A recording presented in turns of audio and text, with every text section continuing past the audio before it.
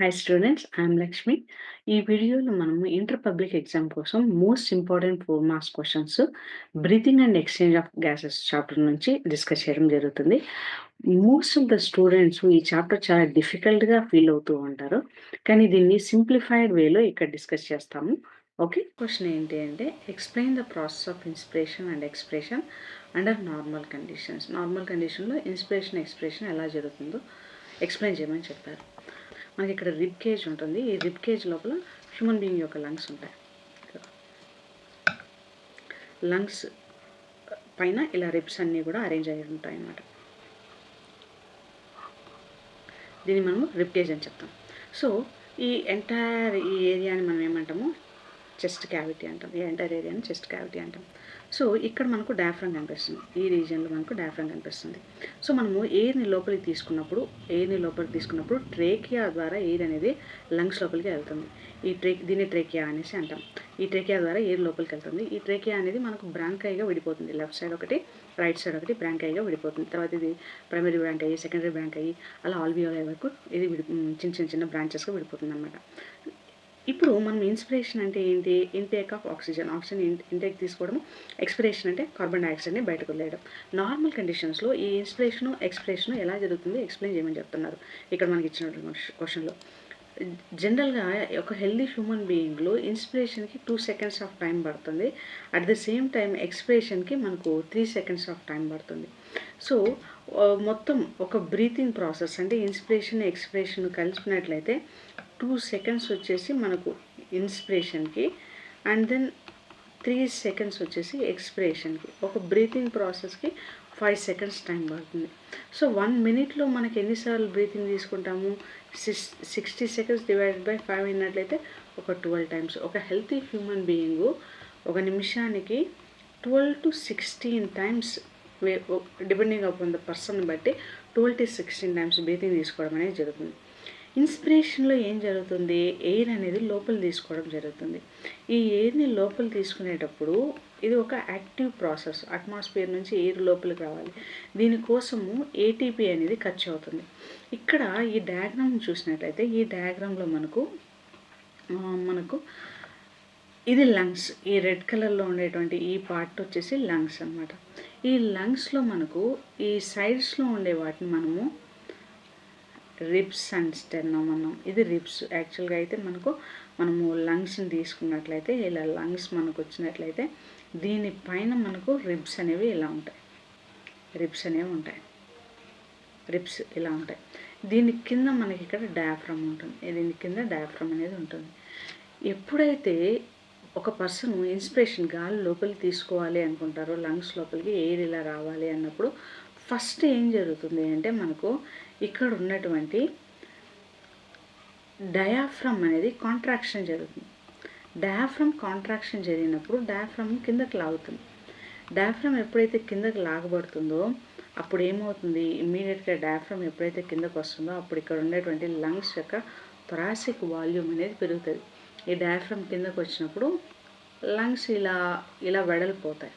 Lungs ఎప్పుడైతే వెడల్పోతాయో అప్పుడు ఏం జరుగుతుంది? ఈ వెడల్పోయినప్పుడు ఇప్పుడు first diaphragm contraction as well as ఏం జరుగుతుంది? ఎక్స్టర్నల్ ఇంటర్కోస్టల్ మజిల్ యొక్క కాంట్రాక్షన్ జరుగుతుంది. ఇవి మనకు రిబ్స్. మామూలుగా ఈ రిబ్స్కి ఇన్ బిట్వీన్ మధ్యలో ఉండేటువంటి వాటిని మనం ఏమంటాము? ఇంటర్కోస్టల్ మజిల్స్ అనేసి అంటాం. ఫర్ ఎగ్జాంపుల్ నా హ్యాండ్ రిబ్స్ అనుకోండి. ఈ రిబ్స్కు మధ్యలో ఉండేటువంటి ఈ మజిల్స్ని ఇంటర్కోస్టల్ మజిల్స్ అనేసి అంటాం. ఇంటర్కోస్టల్ మజిల్స్ 2 విధాలుగా ఉంటాయి. పైన ఇలా ఉండేటువంటి మజిల్స్ని ఎక్స్టర్నల్ ఇంటర్కోస్టల్ మజిల్స్ అంటాం.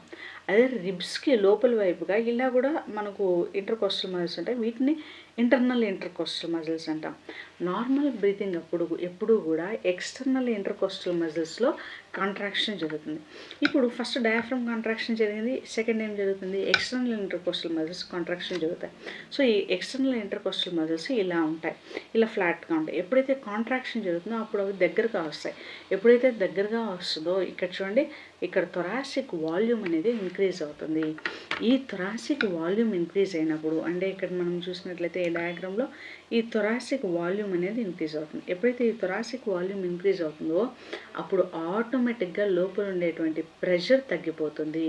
మనకు జనరల్గా ఫార్ములా తెలుసు, pressure equal to mass by volume అని చెప్తుంటాం. ఎప్పుడైతే వాల్యూమ్ అనేది ఇంక్రీజ్ అవుతుందో, థొరాసిక్ వాల్యూమ్ అనేది ఇంక్రీజ్ అవుతుందో ఆటోమేటిక్గా ప్రెషర్ తగ్గిపోతుంది. ప్రెషరు లంగ్స్ లోపల ప్రెషర్ తగ్గిపోయినప్పుడు అప్పుడు ఏం జరుగుతుంది, అట్మాస్ఫియర్లో నుంచి ఎయిర్ అనేది లోపలికి వస్తుంది. ఈ ఎంటైర్ ప్రాసెస్నే మనం ఏమంటామో ఇన్స్పిరేషన్ అంటాం. ఈ ఎంటైర్ ప్రాసెస్ని ఇన్స్పిరేషన్ చెప్పడం జరుగుతుంది. ఇక్కడ మనకు ఇంట్రాపల్మనరీ ప్రెషర్ రెడ్యూస్ అవుతుంది అంటారు. ఏంటి ఇంట్రాపల్మనరీ ప్రెషర్ అంటే మనము లంగ్స్ లోపల చూసినట్లయితే లంగ్స్ లోపల మనకు ఆల్వియోలై అనేసి ఉంటాయి. ఈ ఆల్వియోలై ఏం చేస్తాయి, మనకు బేసిక్గా ఈ ఆల్వియోలైలో కూడా మనకు ప్రెషర్ అనేది రెడ్యూస్ అవుతుంది. ఎప్పుడైతే ఈ ఆల్వియోలైలో ప్రెషర్ రెడ్యూస్ అవుతుందో దాన్ని మనం ఏమంటాము, ఇంట్రాపల్మనరీ ప్రెషర్ రెడ్యూస్ అవ్వడం అనేసి చెప్తాం. సో ఈ ఎంటైర్ ప్రాసెస్ని మనం ఏమంటాము, ఇన్స్పిరేషన్ అంటాం. దీనికి ఏటీపీ అనేది యూటిలైజ్ అవుతుంది. So there are 3 components. First ఏంటి, డయాఫ్రమ్ అనేది కాంట్రాక్షన్ జరుగుతుంది, ఎక్స్టర్నల్ ఇంటర్కోస్టల్ మజిల్స్ కాంట్రాక్షన్ జరుగుతుంది. దీనివల్ల థొరాసిక్ వాల్యూమ్ పెరుగుతుంది. వాల్యూమ్ పెరిగినప్పుడు ప్రెషర్ తగ్గుతుంది.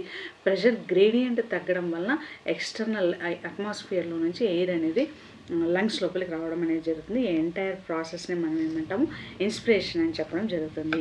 నెక్స్ట్ ఎక్స్పిరేషన్ గురించి తీసుకున్నట్లయితే, ఎక్స్పిరేషన్లో మనకు ఇందాక మనం ఇన్స్పిరేషన్లో మజిల్స్ కాంట్రాక్షన్ అవుతాయన్నాం. ఈ మజిల్ కాంట్రాక్షన్కి మనకి ఇక్కడ ఏటీపీ యూటిలైజేషన్ జరుగుతుంది. ఎప్పుడు కానీ మజిల్ కాంట్రాక్షన్ జరిగేటప్పుడు మనకు ఏటీపీ అనేది యూటిలైజేషన్ జరుగుతుంది. సో కాబట్టి ఇది ఇన్స్పిరేషన్ అనేది మనకు యాక్టివ్ ప్రాసెస్, వేరస్ ఎక్స్పిరేషన్ అనేది మనకు ఇన్ ఆపోజిట్గా మనకు ఎక్స్పిరేషన్ అనేది ప్యాసివ్ ప్రాసెస్. అంటే ఇక్కడ ఏం జరుగుతుంది, డయాఫ్రమ్ అనేది రిలాక్స్ అయిపోతుంది. డయాఫ్రమ్ రిలాక్స్ అయిపోతుంది. అట్ ద సేమ్ టైం మనకి intercostal muscles, especially external intercostal muscles ఇవి కూడా రిలాక్స్ అవుతాయి. ఎప్పుడైతే ఇలా ఉండేటువంటి ఎక్స్టర్నల్ ఇంటర్కోస్టల్ మజిల్స్ ఇలా రిలాక్స్ అయిపోయాయో అప్పుడు ఏం జరుగుతుంది, థొరాసిక్ వాల్యూమ్ అనేది డిక్రీజ్ అవుతుంది. ఎప్పుడైతే ఇక్కడ ఉండేటువంటి థొరాసిక్ వాల్యూమ్ మనకు రెడ్యూస్ అయిందో ఆటోమేటిక్గా ఎయిర్ లంగ్స్లో నుంచి బయటకు వెళ్తుంది. దీన్నే మనం ఏమంటామో ఎక్స్పిరేషన్ అనేసి అంటాం. సో సింపుల్, ఇన్స్పిరేషన్లో జరిగేటువంటి ఎగ్జాక్ట్ ఆపోజిట్ స్టెప్స్ ఎక్స్ప్రెషన్లో జరుగుతాయి. ఎక్స్ప్రెషన్లో ఏం జరుగుతుంది, డయాఫ్రమ్ అనేది రిలాక్స్డ్ మోడ్లోకి వచ్చేస్తుంది. ఎక్స్టర్నల్ ఇంటర్కోస్టల్ మజిల్స్ రిలాక్స్డ్ స్టేట్లోకి వస్తాయి. ఎప్పుడైతే ఈ రెండు రిలాక్స్డ్ స్టేట్లోకి వస్తాయో అక్కడ మనకు థొరాసిక్ వాల్యూమ్ అనేది రెడ్యూస్ అయిపోతుంది. వాల్యూమ్ రెడ్యూస్ అయినప్పుడు లోపల ఉండేటువంటి ప్రెషర్ పెరిగిపోయి లోపల ఉన్నటువంటి ప్రెషరు అట్మాస్ఫియర్ ప్రెషర్ కంటే ఎక్కువగా ఉండడం వల్ల ఎయిర్ లంగ్స్లో నుంచి బయటకు వస్తుంది. ఈ ఎంటైర్ ప్రాసెస్ని మనం ఏం చెప్తాము, ఎక్స్పిరేషన్ అనేసి చెప్తాము. ఈ ఎక్స్పిరేషన్ అనేది మనకు ప్యాసివ్ ప్రాసెస్, ఎందుకంటే రిలాక్సేషన్ కోసం ఎటువంటి ఎనర్జీ అనేది యూటిలైజేషన్ జరగదు. ఇక డయాఫ్రమ్ రిలాక్స్ అవుతుంది, ఎక్స్టర్నల్ ఇంటర్కోస్టల్ మజిల్స్ రెండు కూడా రిలాక్స్ అవ్వడం అనేది జరుగుతుంది. ఈ ఎంటైర్ ప్రాసెస్ని మనం ఏమంటాము, ఎక్స్పిరేషన్ అంటాం. ఇప్పుడు దీన్ని మనము మోస్ట్ ఇంపార్టెంట్ క్వశ్చన్ ఏంటి అంటే, what are the major transport mechanisms for carbon dioxide. Carbon dioxide అనేది మనకు చాలా ఇంపార్టెంట్ రోల్ని ప్లే చేస్తుంది అనమాట. బాడీలో ఆక్సిజన్ కంటే కూడా కార్బన్ డైఆక్సైడ్ రెస్పిరేటరీ రిథమ్ని కంట్రోల్ చేస్తూ ఉంటుంది. ఈ కార్బన్ డైఆక్సైడ్ బాడీలో నుంచి ఎలా బయటకు తీసుకెళ్ళబడుతుంది అంటే, ప్రతి ఒక్క సెల్లో కూడా బాడీలో మెటబాలిజం ఫంక్షనింగ్ అనేది జరుగుతూ ఉంటుంది. ఎప్పుడైతే బాడీలో సెల్స్ ఫంక్షన్ పర్ఫామ్ చేస్తాయో అప్పుడు అక్కడ మనకు huge amount of carbon dioxide అనేది రిలీజ్ అవుతుంది. ఈ కార్బన్ డైఆక్సైడ్ టిష్యూస్ నుంచి, సెల్స్ నుంచి ఎక్కడికి తీసుకెళ్ళాలి, లంగ్స్కి తీసుకెళ్ళాలి. లంగ్స్కి వెళ్ళాక అక్కడ ఏమవుతుంది, కార్బన్ డైఆక్సైడ్ ఆక్సిజన్తో ఎక్స్చేంజ్ అయిపోయి కార్బన్ డైఆక్సైడ్ అనేది బయటకు వెళ్ళిపోవడం జరుగుతుంది. ఈ కార్బన్ డైఆక్సైడ్ బయటకు తీసుకెళ్ళేదానికి ఎలా తీసుకెళ్తుంది, 100% ఆఫ్ కార్బన్ డైఆక్సైడ్ని ఎలా తీసుకెళ్తాయంటే మనకి ఇక్కడ 3 వేస్లో ఎక్స్పిరేషన్ కార్బన్ డైఆక్సైడ్ బయటకు టిష్యూస్ నుంచి బయటకు వెళ్ళడం అనేది జరుగుతుంది. ఫస్ట్ వన్ ఏంటి అంటే కార్బోనిక్ యాసిడ్ రూపంలో. అంటే మనకు బాడీలో ఉండేటువంటి కార్బన్ డైఆక్సైడ్లో 7% of the carbon dioxide carbonic acid ఫామ్లో బయటకు వెళ్తుంది. ఎలా వెళ్తుంది, కార్బన్ డైఆక్సైడ్ అనేది ఇక్కడ రియాక్షన్ చూడండి, కార్బన్ డైఆక్సైడ్ అనేది వాటర్ మాలిక్యూల్తో కంబైన్ అప్పుడు మనకి ఇక్కడ ఏం ఫామ్ అవుతుంది, H2CO3. ఈ H2CO3నే మనం ఏమంటామో కార్బోనిక్ యాసిడ్ అంటాం. ఈ కార్బోనిక్ యాసిడ్ ఫామ్లో ఇది డిజాల్వ్డ్ స్టేట్, ఇది ప్లాస్మాలో డిజాల్వ్డ్ స్టేట్. ఈ డిజాల్వ్డ్ స్టేట్లో మన కార్బన్ డైఆక్సైడ్ ఏమైపోతుంది, లంగ్స్కి రీచ్ అవుతుంది. ఆ లంగ్స్కి రీచ్ అయిన తర్వాత మళ్ళీ అక్కడ ఇమీడియట్గా ఏమవుతుంది, అది H2O + CO2గా విడిపోతుంది. ఏది, ఈ H2CO3. ఈ కార్బన్ డైఆక్సైడ్ ఏం జరుగుతుంది, మన నాస్ట్రల్స్ ద్వారా బయటకు వెళ్ళిపోవడం అనేది జరుగుతుంది. ఇది ఓన్లీ 7% ఆఫ్ కార్బన్ డైఆక్సైడ్ మాత్రమే ఈ విధంగా ట్రావెల్ చేస్తుంది. నెక్స్ట్ సెకండ్ ఫామ్ ఏంటి, ఇది ఫస్ట్ ఫామ్. సెకండ్ ఫామ్ ఏమవుతుంది, కార్బమైనో కాంపౌండ్స్. కార్బమైనో కాంపౌండ్స్ అంటే ఏం జరుగుతుందంటే కార్బన్ డైఆక్సైడ్ రెడ్ బ్లడ్ సెల్స్లో ఉండేటువంటి హిమోగ్లోబిన్తో బైండ్ అవుతుంది. హిమోగ్లోబిన్లో ఉండేటువంటి అమైనో గ్రూప్తో బైండ్ అవుతుంది. బైండ్ అయ్యి అక్కడ ఏం ఫామ్ చేస్తుంది, కార్బమైనో హిమోగ్లోబిన్ని ఫామ్ చేస్తుంది. ఈ కార్బమైనో హిమోగ్లోబిన్ మనకు ఎక్కడ ట్రావెల్ చేస్తుంది, 20 to 25% ఆర్బీసీ ద్వారా ట్రావెల్ చేసి లంగ్స్కి రీచ్ అవుతుంది. అక్కడ లంగ్స్లో మళ్ళీ ఏం జరిగిపోతుంది, కార్బన్ డైఆక్సైడ్ అనేది సపరేట్ అయిపోయి కార్బన్ డైఆక్సైడ్ బయటకు వెళ్ళిపోవడం అనేది జరుగుతుంది. సో 7% కార్బోనిక్ యాసిడ్ ఫామ్లో వెళ్తుంది, 20 to 25% ఎలా వెళ్తుంది, కార్బమైనో హిమోగ్లోబిన్ ఫామ్లో వెళ్తుంది. Remaining majority of the carbon dioxide transportation ఎలా జరుగుతుంది అంటే 70% ఆఫ్ ద కార్బన్ డైఆక్సైడ్ ఎలా వెళ్తుంది, బైకార్బోనేట్స్ ఫామ్లో వెళ్తుంది. ఇది ఒక టిష్యూ అన్న. ఈ టిష్యూలో చాలా సెల్స్ ఉంటాయి. ఈ సెల్స్ మెటబాలిజం చేసి కార్బన్ డైఆక్సైడ్ని రిలీజ్ చేస్తాయి. ఈ కార్బన్ డైఆక్సైడ్ బ్లడ్ లోపలికి ఎంటర్ అవుతుంది. ఇది ఒక ఆర్బీసీ సెల్.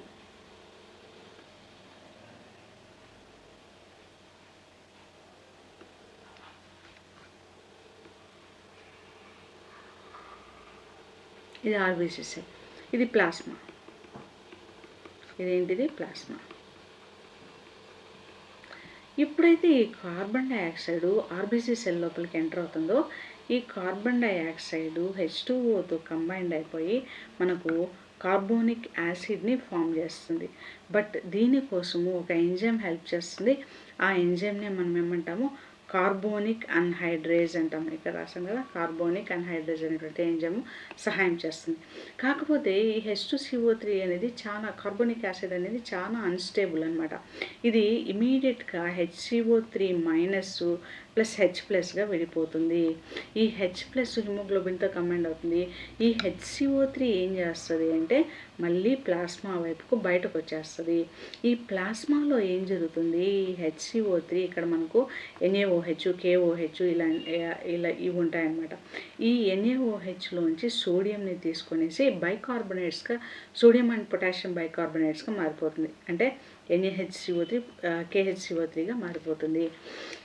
ఈ విధంగా 70% of the carbon dioxide transportation జరుగుతుంది. ఎక్కడికి, ఆల్వియోలకి.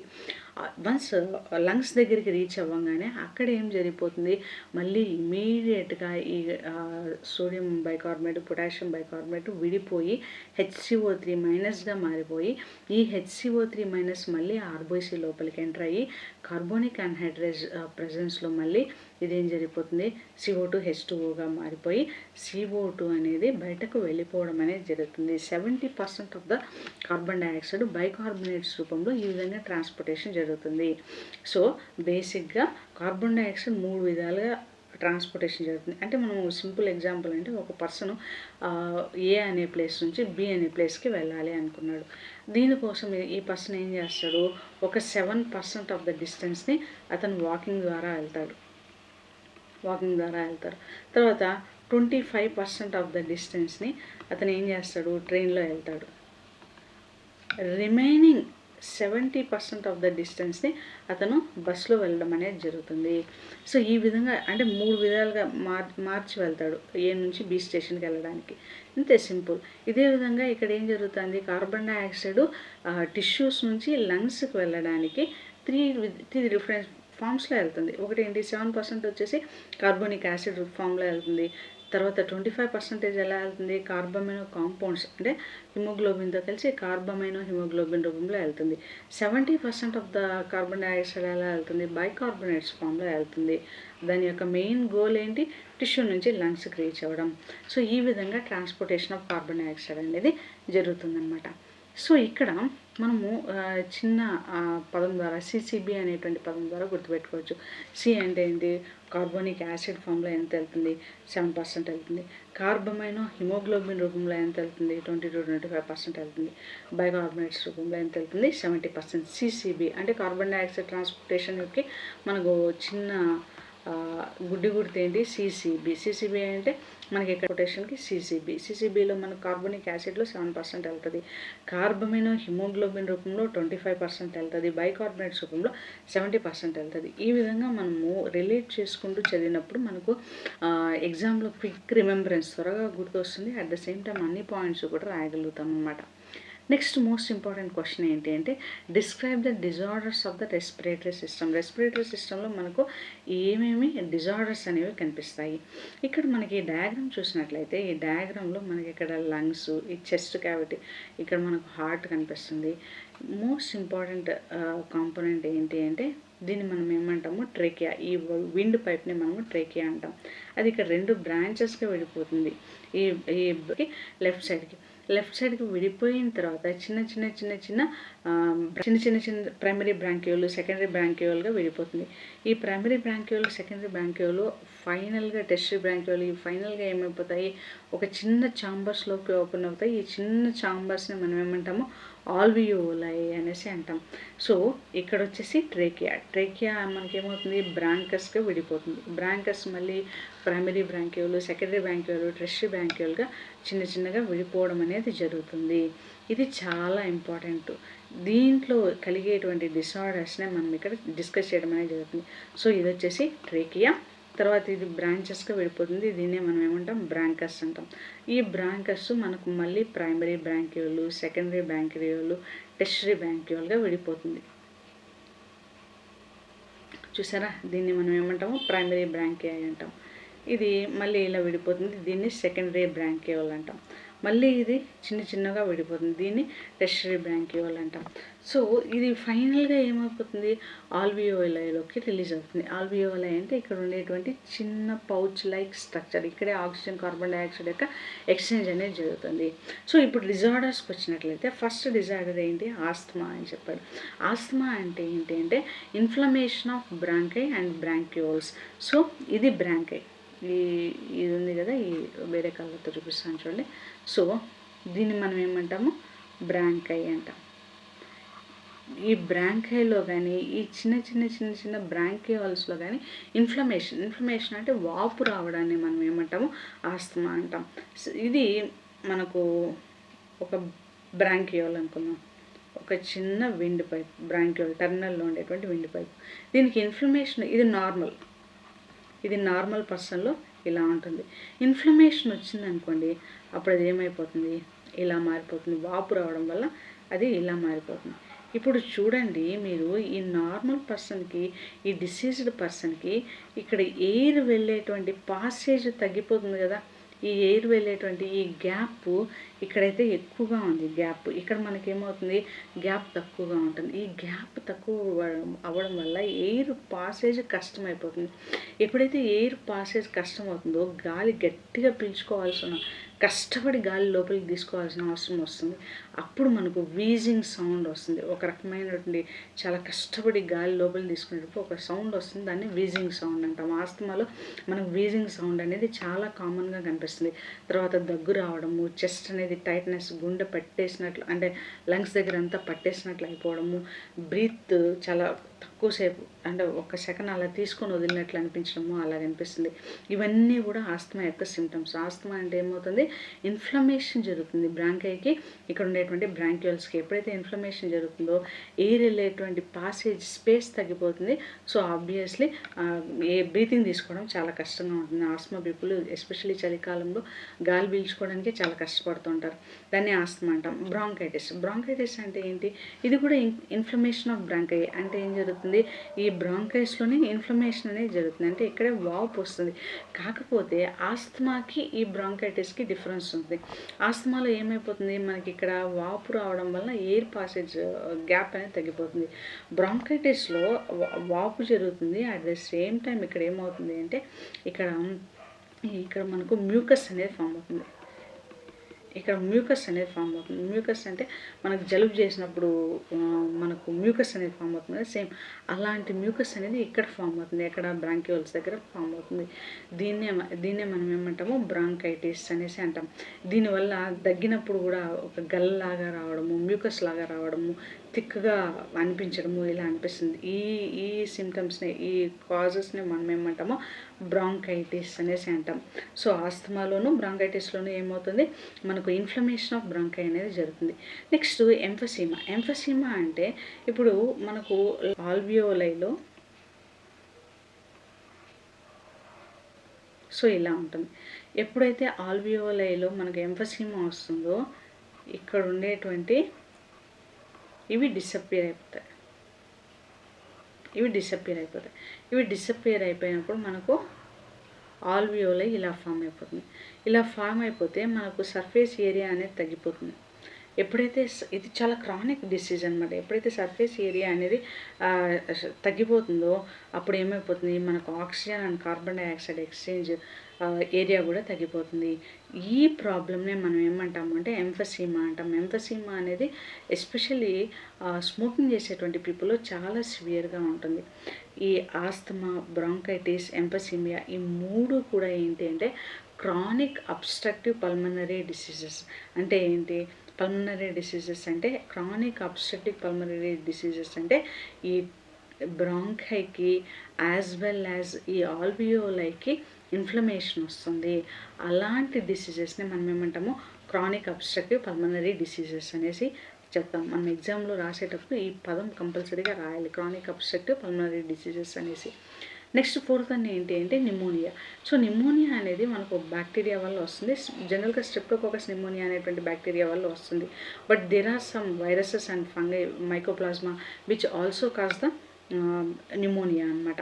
ఈ నిమోనియా వచ్చినప్పుడు ఏమవుతుంది, లంగ్స్ ఇన్ఫ్లమేషన్ జరుగుతుంది, మ్యూకస్ అనేది ఫిల్అప్ అయిపోతుంది, ఆల్వియోలై అనేది డ్యామేజ్ అవుతుంది. ఇవన్నీ కూడా ఏంటి, disorders of the respiratory system అనమాట. ఇప్పుడు మనము కొన్ని ఆక్యుపేషనల్ రెస్పిరేటరీ డిజార్డర్స్ డిస్కస్ చేస్తాం. ఆక్యుపేషనల్ రెస్పిరేటరీ డిజార్డర్స్ అంటే కొంతమంది వ్యక్తులు కొన్ని ఎన్విరాన్మెంటల్ కండిషన్స్లో వర్క్ చేస్తూ ఉంటారు. ఆ పొల్యూటెడ్ ఎయిర్ వల్ల లంగ్స్ అనేవి దెబ్బతింటాయి అనమాట. దీన్నే మనం ఏమంటాము, వాళ్ళు వర్క్ చేసేటువంటి ఎన్విరాన్మెంట్లో లంగ్స్ పాడవుతాయి కాబట్టి దీన్ని ఆక్యుపేషనల్ రెస్పిరేటరీ డిజార్డర్స్ అనేసి చెప్తాం. ఈ ఆక్యుపేషనల్ రెస్పిరేటరీ డిజార్డర్స్లో మనకి ఏమొస్తాయంటే యాస్బెస్టాసిస్. పీపుల్ ఎవరైతే యాస్బెస్టాసిస్కి ఎక్కువగా ఎక్స్పోజ్ అవుతారో వాళ్ళల్లో ఏమైపోతుంది, వాళ్ళు ఆ ఎన్విరాన్మెంట్లో ఉంటారు కాబట్టి ఆ యాస్బెస్టాసిస్ని మనమంతా పీల్చడం వలన అదంతా లంగ్స్లో అక్యుములేట్ అయిపోయి చిన్న లంప్స్ ఫామ్ చేస్తుంది. ఎప్పుడైతే లంప్స్ ఫామ్ చేస్తాయో లంగ్స్ యొక్క సెన్సిటివిటీ అనేది కోల్పోతుంది. ఆ లంగ్స్ బ్రీతింగ్ అంటే కార్బన్ డైఆక్సైడ్ ఆక్సిజన్ ఎక్స్చేంజ్కి చాలా కష్టపడుతూ ఉంటాయి. దాన్నే మనం ఏమంటాము ఇక్కడ ఈ సిచ్యువేషన్లో యాస్బెస్టాసిస్ అంటాం. యాస్బెస్టోసిస్ అనేది యాస్బెస్టాసిస్ ఎక్కువగా ఎక్స్పోజ్ అయినప్పుడు వస్తుంది. At the same time silicosis అంటే ఎవరైతే సిలికా డస్ట్కి ఎక్కువగా ఎక్స్పోజ్ అవుతారో వాళ్ళలో సిలికోసిస్ వస్తుంది. ఇందులో కూడా సేమ్ అంతే, అదే సిలికా అనేది లంగ్స్లో ఎక్కువగా డిపాజిట్ అయిపోవడం వలన ఆ లంప్స్ అనేవి ఫామ్ అవుతాయి. ఎప్పుడైతే లంప్స్ అనేవి ఫామ్ అవుతాయి ఇమ్మీడియట్గా అక్కడ మనకు ఆక్సిజన్ కార్బన్ డైఆక్సైడ్ ఎక్స్చేంజ్ అనేది కష్టమైపోతుంది అనమాట. బ్లాక్ లంగ్ డిసీజ్, ఎవరైతే కోల్ మైన్స్లో వర్క్ చేస్తూ ఉంటారో వాళ్ళు ఆ కార్బన్ ఎక్కువగా పీల్చుకుంటూ ఉంటారు. ఆ కోల్లో ఉండేటువంటి డస్ట్ అంతా కూడా లంగ్స్లోకి వెళ్ళిపోతుంది. సేమ్ అన్ని రెస్పిరేటరీ డిజార్డర్స్లోనూ ఏ మెటల్ అయినా సరే లంగ్స్ లోపలికి ఎంటర్ అవుతుంది, అది ఒక లంప్ లాగా ఫామ్ అవుతుంది. ఆ లంప్ వల్ల లంగ్స్ యొక్క సెన్సిటివిటీ అనేది కోల్పోతుంది. దానివల్ల oxygen and carbon dioxide exchange అనేది కష్టమైపోతుంది. ఈ డిజార్డర్స్ని మనం ఏమంటామో ఆక్యుపేషనల్ రెస్పిరేటరీ డిజార్డర్స్ అనేసి అంటాం. సో సింపుల్గా మనము ఏబిఈపి అనేటువంటి ఒక చిన్న పదం ద్వారా గుర్తుపెట్టుకోవచ్చు. ఏబిఈపిలో మనకి ఏం చేస్తుంది, A for asthma, B for bronchitis, C for emphysema and P for pneumonia. ఇవి normal diseases. Occupational respiratory disorders అంటే asbestosis, silicosis, black lung disease. So these are all the disorders of the respiratory system అనమాట. Next మనం చూసుకున్నట్లయితే so ఇక్కడ నేను ఇంకా మంచి trick అనేది ఎక్స్ప్లెయిన్ చేయడం అనేది జరుగుతుంది. సో ఆస్తమా అని అప్పుడు మనము ఈ రెస్పిరేటరీ ట్రాన్స్పోర్టేషన్ అనేది ఒక ఆక్సిజన్ ట్రాన్స్పోర్టేషన్ హైవే అనుకో, ఆక్సిజన్ కార్బన్ డైఆక్సైడ్ ఎక్స్చేంజ్ అయ్యేటువంటి ఒక హైవే. సో ఇప్పుడు ఈ హైవే అనేది మనకు ఒక సిటీ ద్వారా పాస్ అవుతాం. ఇప్పుడు ఈ సిటీ ద్వారా పాస్ అయ్యేటప్పుడు అక్కడ మనకు ట్రాఫిక్ జామ్స్ అనేవి వస్తాయి. ఈ ట్రాఫిక్ జామ్స్ అనేవి డిఫరెంట్ రీజన్స్ వల్ల వస్తాయి. ఇప్పుడు మనము ఆస్తమా అనుకోండి, మనము సింపుల్గా కంజెస్టెడ్ రోడ్స్ అనేసి గుర్తుపెట్టుకోవచ్చు. కంజెస్టెడ్ రోడ్స్ అంటే ఏంటి? ఇప్పుడు మనకు ట్రేకియా ఉంటుంది, బ్రాంక్యోల్స్ ఉంటాయి. అక్కడ ఏమైపోతుంది, వాటి ఇన్ఫ్లమేషన్ వల్ల ఆక్సిజన్ ట్రాన్స్పోర్ట్ అయ్యేటువంటి రోడ్డు కంజెస్టెడ్గా మారిపోతుంది. ఆస్తమా అంటే కంజెస్టెడ్ రోడ్స్ అని గుర్తుపెట్టుకోవచ్చు. నెక్స్ట్ బ్రాంకైటిస్ అంటే స్లిప్పరీ రోడ్స్. నేను ఇందాక మీకు చెప్పినప్పుడు బ్రాంకైటిస్లో ఏం జరుగుతుంది, మ్యూకస్ ఫామ్ అవుతుంది. ఈ మ్యూకస్ని మనం ఎలా గుర్తుపెట్టుకోవచ్చు, స్లిప్పరీ రోడ్గా గుర్తుపెట్టుకోవచ్చు. నెక్స్ట్ ఎంఫసిమా అని మనం ఏం చెప్పచ్చు, బ్రోకన్ రోడ్ అంటాం. అంటే ఒక పెద్ద హైవే ఉంది, 2 వే కానీ 4 వే కానీ ఉంది. ఆ హైవేలో మనకి ఏమైపోతుంది, బ్రేక్స్ అనేవి వచ్చేసినాయి. అలా మనకి ఎలాగైతే ఆల్వియోలైలో చిన్న ఈ ఏరియాస్ అన్నీ డ్యామేజ్ అయిపోతాయో అలా బ్రోకన్ రోడ్ని మనం ఎంఫసిమాగా గుర్తుపెట్టుకోవచ్చు.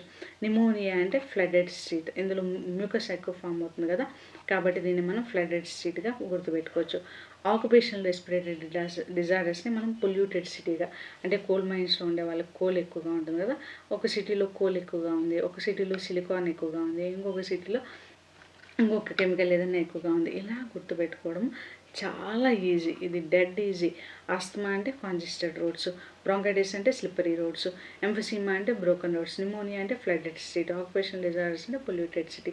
ఇలా కోరిలేట్ చేస్తూ చదవడం వల్ల మనకు బ్రెయిన్ మీద స్ట్రెస్ ఎక్కువ పడదు, చాలా ఈజీగా రీకలెక్ట్ అనేది చేసుకోవచ్చు అనమాట. This is all about the respiratory disorders. So next మనం చూసినట్లయితే మనకు మోస్ట్ ఇంపార్టెంట్ క్వశ్చన్ ఏంటంటే, how are respiratory movements are regulated in human beings. Movements ఎలా కంట్రోల్ అవుతాయి అనేసి. సో మనకు రెస్పిరేటరీ మూమెంట్స్ న్యూరల్ కంట్రోల్లో ఉంటుంది, కెమికల్ కంట్రోల్లో ఉంటుంది. న్యూరల్ కంట్రోల్లో ఇది హ్యూమన్ బ్రెయిన్. ఈ హ్యూమన్ బ్రెయిన్ని తీసుకున్నట్లయితే మనకు ఈ హిండ్ బ్రెయిన్ ఉంది కదండి, ఈ హిండ్ బ్రెయిన్ వచ్చేసి రెస్పిరేషన్ని కంట్రోల్ చేస్తుంది. ఈ హిండ్ బ్రెయిన్లో మనకు ఇక్కడ మనం చూసినట్లయితే ఇక్కడ ఉన్నాయి కదా పోన్స్ విరోలి. ఈ పోన్స్ విరోలి, మెడుల్లా అబ్లాంగేటా, ఈ రెండు ఇంపార్టెంట్ రోల్ని ప్లే చేస్తాయన్నమాట. ఎస్పెషల్లీ ఈ మెడుల్లా అబ్లాంగేటాలో మనకి ఇక్కడ ఉంది కదా, ఈ మెడుల్లా అబ్లాంగేటాలో వేరే కలర్తో రిప్రజెంట్ చేస్తాను. ఇక్కడ చూడండి, ఇది మెడుల్లా అబ్లాంగేటా. ఈ మెడుల్లా అబ్లాంగేటాలో మనకు ఆర్ఆర్సి రెస్పిరేటరీ రిథమ్ సెంటర్ అనేది ఉంటుంది. ఈ రెస్పిరేటరీ రిథమ్ సెంటర్ మెడుల్లా అబ్లాంగేటాలో కంట్రోల్ చేస్తుంది. RRC respiratory rhythm centre. ఈ రెస్పిరేటరీ రిథమ్ సెంటర్కి దగ్గరలోనే ఇక్కడ ఒక చిన్న రెడ్ కలర్ డాట్ ఇక్కడ పెట్టాను చూడండి, దీన్నే మనం ఏమంటాము అంటే కీమో సెన్సిటివ్ ఏరియా అంటాం. Chemosensitive area. ఈ కీమోసెన్సిటివ్ ఏరియా రెస్పిరేటరీ రిథమ్ సెంటర్కి దగ్గరలో ఉంటుంది. నెక్స్ట్ ఈ ఏరియా ఉంది కదా, ఇది పోన్స్. ఈ పోన్స్లో వచ్చేసి మనకి ఏం జరుగుతుంది, న్యూమోటాక్సిక్ సెంటర్ అనేది ఉంటుందన్నమాట. ఈ మూడు చాలా ఇంపార్టెంట్ రోల్ని ప్లే చేస్తాయి. ఫస్ట్ వన్ ఏంటి, మెడుల్లా అబ్లాంగేటా. మెడుల్లా అబ్లాంగేటాలో మనకి ఇక్కడ ఏం జరుగుతుంది, రెస్పిరేటరీ రిథమ్ సెంటర్ ఉంటుంది. ఈ రెస్పిరేటరీ రిథమ్ సెంటర్ ఏం చేస్తుంది అంటే నార్మల్ బ్రీతింగ్, నార్మల్ సిచ్యువేషన్లో ఇన్స్పిరేషన్ ఎక్స్పిరేషన్ ఎలా తీసుకోవాలి అనేది ఆర్ఆర్సి కంట్రోల్, రెస్పిరేటరీ రిథమ్ సెంటర్లో కంట్రోల్లో ఉంటుంది. ఇన్స్పిరేషన్కి 2 సెకండ్స్ పడుతుంది, ఎక్స్పిరేషన్కి 3 సెకండ్స్ పడుతుంది. ఈ కంట్రోలింగ్ అంతా దేని కంట్రోల్లో ఉంటుంది, ఆర్ఆర్సి కంట్రోల్లో ఉంటుంది. న్యూమోటాక్సిక్ సెంటర్, పోన్స్లో ఉండేటువంటి ఈ న్యూమోటాక్సిక్ సెంటర్ ఏం చెప్తుంది అంటే ఈ ఆర్ఆర్సికి సిగ్నల్స్ ఇస్తుంది. ఏమని సిగ్నల్స్ ఇస్తుంది, ఆర్ఆర్సికి బ్రీతింగ్ నార్మల్గా తీసుకోవాలా, బ్రీతింగ్ని ఎన్హాన్స్ చేయాలా. ఫర్ ఎగ్జాంపుల్ ఎవరైనా ఒక వ్యక్తి పరిగెత్తు ఉన్నారనుకోండి, పరిగెత్తా ఉన్నప్పుడు బ్రీతింగ్ చాలా స్పీడ్గా తీసుకుంటూ ఉంటాం, లేదంటే మన బాడీలో మెటబాలిజం ఎక్కువగా జరుగుతూ ఉంది, అప్పుడు ఏం జరుగుతుంది, కార్బన్ డైఆక్సైడ్ అక్యుములేషన్ ఎక్కువగా జరుగుతుంది. అప్పుడు ఈ న్యూమోటాక్సిక్ సెంటర్, పోన్స్లో ఉండేటువంటి న్యూమోటాక్సిక్ సెంటర్ రెస్పిరేటరీ రిథమ్ సెంటర్కి సిగ్నల్ పంపిస్తుంది. ఏమని, బాడీలో కార్బన్ డైఆక్సైడ్ అక్యుములేషన్ ఎక్కువగా ఉంటుంది. ఇన్స్పిరేషన్కి 2 సెకండ్స్ తీసుకునేటప్పుడు ఇన్స్పిరేషన్కి 1 సెకండ్ తీసుకో, ఎక్స్పిరేషన్కి 4 సెకండ్స్ తీసుకోమని చెప్తుందన్నమాట. ఎప్పుడైతే పోన్స్లో ఉండేటువంటి ఈ న్యూమోటాక్సిక్ సెంటర్ నుంచి సిగ్నల్స్ వస్తుందో అప్పుడు ఏమవుతుంది, ఇమ్మీడియట్గా మిడిల్లాలో అబ్లాంగేటాలో ఉండేటువంటి రెస్పిరేటరీ రిథమ్ సెంటర్ ఆ విధంగా ట్రాన్సిషన్స్ని, అంటే ఇన్స్పిరేషన్ ఎంతసేపు తీసుకోవాలి, ఎక్స్పిరేషన్ ఎంతసేపు తీసుకోవాలి అనేటువంటి ట్రాన్సిషన్స్ని చేస్తుందన్నమాట. అంటే ట్రాన్సిషన్స్ అంతా కూడా పోన్స్లో ఉండేటువంటి న్యూమోటాక్సిక్ సెంటర్లో ఉంటుంది. Next chemosensitive area. Chemosensitive area మనకు ఈ ఆర్ఆర్సీకి దగ్గరలోనే ఉంటుంది. ఇక్కడ ఉంది కదా, ఇది కీమోసెన్సిటివ్ ఏరియా. ఆర్ఆర్సీసీకి వెరీ క్లోజ్గా ఉంటుంది. ఇదేం చేస్తుంది, కార్బన్ డైఆక్సైడ్, మన బ్లడ్లో ఉండేటువంటి కార్బన్ డైఆక్సైడ్ హైడ్రోజన్ లెవెల్స్ని డిటెక్ట్ చేసి దాని ప్రకారంగా ఇన్స్పిరేషన్ ఎలా ఉండాలి, ఎక్స్ప్రెషన్ ఎలా ఉండాలి సిగ్నల్స్ని ఆర్ఆర్సీకి ఇస్తుందన్నమాట. సో టోటల్గా రెస్పిరేటరీ రిథమ్ అనేది ఆర్ఆర్సీ కంట్రోల్లోనే ఉంటుంది. బట్ పోన్స్, ఈ సెన్సిటివ్ ఏరియా, ఈ రెండు కూడా ఏం చేస్తాయి, కొంతవరకు రెగ్యులేట్ చేయడం అనేది జరుగుతుంది. ఈ మూడే కాకుండా మనకు రిసెప్టార్స్ ఉంటాయి. రిసెప్టార్స్ అంటే మనకు బేసిక్గా హార్ట్ ఉంటుంది కదా, హార్ట్ మనం తీసుకున్నట్లయితే హార్ట్లో నుంచి మనకు అరోటిక్ ఆర్చ్ అనేది వస్తుంది. Systemic arch, pulmonary arch. Systemic arch మనకు అరోటాగా మారిపోయి టోటల్ బాడీకి బ్లడ్ని తీసుకెళ్తుంది. ఈ సిస్టమిక్ ఆర్చ్లో ఇక్కడ మనకు దీంట్లో ఈ ఆర్టరీస్ ఉన్నాయి కదా, వీటిని మనము కెరోటిడ్ ఆర్టరీస్ అంటాం. ఈ carotid arteries plus at the same time ఈ అరోటా ఆర్చ్, దీన్ని మనం సిస్టమిక్ ఆర్చ్ కూడా అంటాం. ఈ రెండు కూడా ఏం చేస్తాయి, బాడీలో ఉండేటువంటి carbon dioxide as well as hydrogen లెవెల్స్ని ఐడెంటిఫై చేసి ఆర్ఆర్సీకి సిగ్నల్స్ పంపించడం అనేది జరుగుతుందన్నమాట. సో మోస్ట్ ఇంపార్టెంట్ థింగ్ ఏంటి అంటే respiratory rhythm centre, pneumotaxic centre, chemosensitive area, receptors. ఈ 4 కూడా ఏం చేస్తాయి, రెస్పిరేటరీ మూమెంట్స్ని మనకు రెగ్యులేట్ చేయడం అనేది జరుగుతుంది. ఎటువంటి పరిస్థితుల్లో ఎంత స్పీడ్గా బ్రీతింగ్ తీసుకోవాలి, ఎంత స్లోగా బ్రీతింగ్ తీసుకోవాలి అనేది రెగ్యులేట్ చేస్తాయి. ఎప్పుడు కానీ బ్రీతింగ్ ఎలా చేయాలి అనేది carbon dioxide as well as hydrogen levels మీద మాత్రమే డిపెండ్ అవుతుంది. ఆక్సిజన్కి ఇందులో ఏ విధమైనటువంటి రోలు లేదు. అది చాలా ఇంపార్టెంట్. రెగ్యులేషన్ అంతా కూడా carbon dioxide concentration levels, hydrogen ion pH, concentration of hydrogen ion pH అనేసి చెప్తాం. ఈ రెండిటి రెగ్యులేషన్, ఈ రెండిటి మోడిఫికేషన్ యొక్క కంట్రోల్లోనే ఉంటుంది. బట్ ఆక్సిజన్కి ఏ విధమైనటువంటి రోలు ఉండదు. సో ఇక్కడ మనము ఒక చిన్న ట్రిక్ ద్వారా గుర్తుపెట్టుకోవాలంటే ఆర్పిసి అని చెప్పచ్చు. ఆర్పిసి అంటే respiratory rhythm centre, pneumotaxic centre, chemosensitive area and then receptors. ఈ 4 కూడా ఏం చేస్తాయి, మనకు రెస్పిరేటరీ మూమెంట్స్ని కంట్రోల్ చేస్తూ ఉంటాయి. So these are the 4 most important questions అనమాట. ఫస్ట్ మనకు ఏమొస్తుంది, what are the what is inspiration and expiration. Second one వచ్చేసి what are the major transport mechanisms of carbon dioxide. Third one వచ్చేసి respiratory disorders. And then fourth one వచ్చేసి how respiratory movements are regulated in the human beings. ఈ 4ని మనం చదువుకున్నట్లయితే ఒక 4 marks question అనేది వస్తుంది. మనము ఈ ట్రిక్స్ ద్వారా ఈజీగా గుర్తుపెట్టుకోవచ్చు. మనం ఎప్పుడన్నా సరే రివైజ్ చేసుకోవాలి అనుకున్నట్టు జస్ట్ ఈ ట్రిక్స్ని రివైజ్ చేసుకుంటూ వచ్చామనుకోండి, ఈజీగా మనకు చాప్టర్ అనేది రివిజన్ జరిగిపోతుంది. So keep watching these videos, subscribe to my channel and then happy reading. Thank you.